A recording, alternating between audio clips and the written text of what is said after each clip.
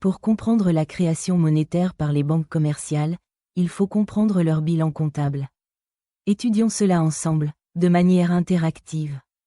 Tout d'abord, pour ouvrir une banque, il faut un capital de départ. Pour l'exemple, imaginons un capital de départ de 20 €. La monnaie centrale, ou monnaie de banque centrale, sont les vrais euros. Elle existe sous deux formes, sous forme physique, les pièces et les billets, et sous forme numérique dans des comptes à la Banque Centrale Européenne, BCE. Seules les banques commerciales sont autorisées à avoir de tels comptes. Une banque commerciale peut commander des pièces et des billets, pour ses distributeurs par exemple, et verra donc son compte à la BCE être réduit du montant des pièces et billets commandés. Ici, monnaie centrale externe représente la monnaie centrale sous forme physique ou bien possédée par les autres banques commerciales.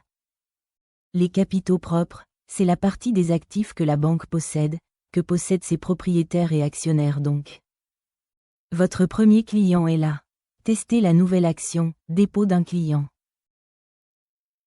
Lorsqu'un client vient faire un dépôt, ou un débit, c'est de la monnaie centrale qui est ajoutée, ou retirée, au compte de la banque à la BCE. Et le montant apparaît, aussi dans le passif car c'est de la monnaie que doit la banque à son client.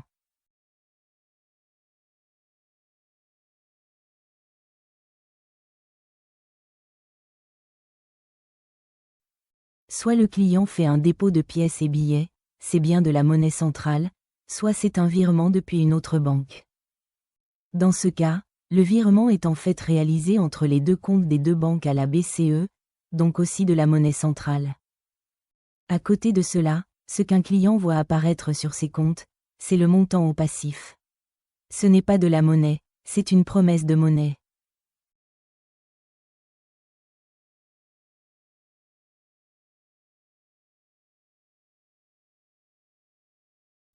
Un de vos clients voudrait contracter un crédit. Testez la nouvelle action, accorder un crédit. Lorsqu'un client contracte un crédit, ou rembourse le principal de ce crédit, le montant de ce crédit apparaît, dans l'actif de la banque, car le client doit ce montant à la banque. Pour les intérêts, ça n'est pas un stock mais un flux. Ils n'apparaissent donc pas au bilan comptable, mais dans le compte de résultat, visible ici dans « Produit à recevoir ». Ici dans notre exemple, les intérêts sont du même montant que le principal. C'est possible avec un prêt de 2,8% pendant 25 ans, ou un prêt de 2% pendant 35 ans par exemple.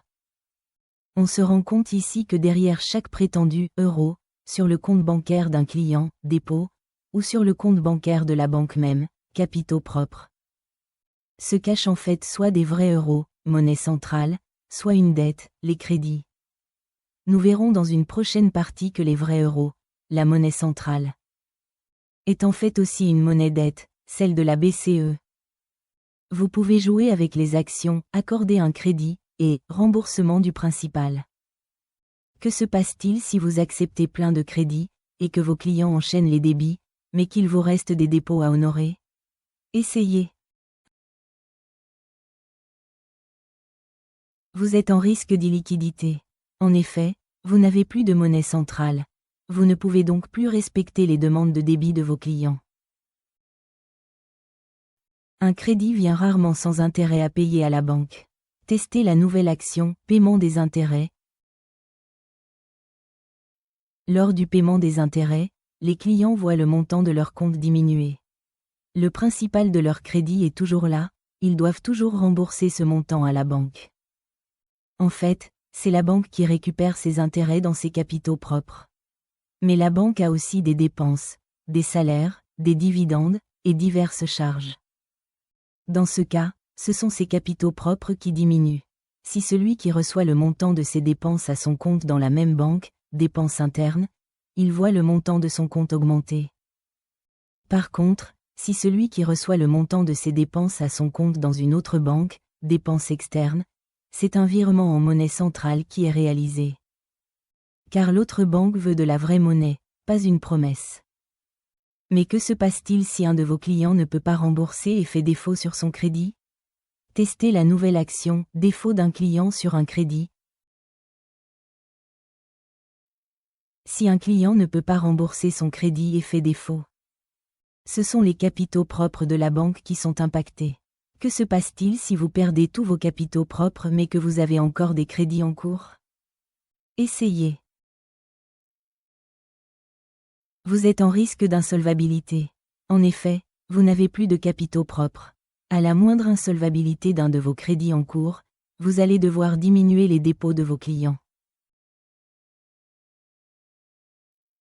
Afin de se prémunir contre ce scénario, la banque peut mettre en place un recouvrement de dettes. Elle utilisera les moyens légaux pour saisir une partie du patrimoine du client s'il existe, ce qu'il a acheté avec son crédit par exemple, afin de le vendre à un autre de ses clients, en interne. Ou à un client d'une banque concurrente, en externe.